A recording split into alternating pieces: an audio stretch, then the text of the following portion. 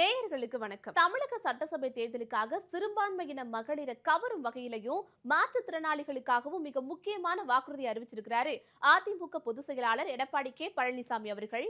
கூட்டுறவு வங்கிகள்ல மாற்றுத்திறனாளிகள் வாங்கின கடன் தள்ளுபடி செய்யப்படும்னு அறிவிப்பு வெளியாகி இருக்குங்க.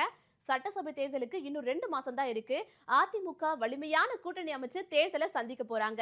அதோட மக்களை கவரக்கூடிய அளவிற்கு ஏற்கனவே முதற்கட்டமா 5 வாக்குறுதிகளை அறிவிச்சிருந்தாங்க.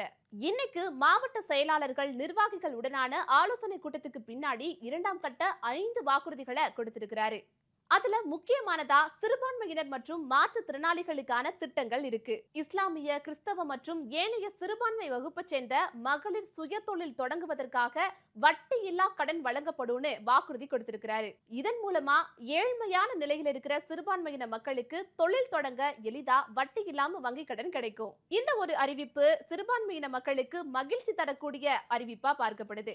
அதோட இன்னொரு முக்கியமான அறிவிப்பை கொடுத்திருக்காங்க. அது என்னன்னா, மாற்றுத்திறனாளிகள் தங்களோட கூட்டுறவு வங்கிகள்ல வாங்கிய கடன் தள்ளுபடி செய்யப்படும்னு அறிவிப்பு வெளியிட்டிருக்காரு.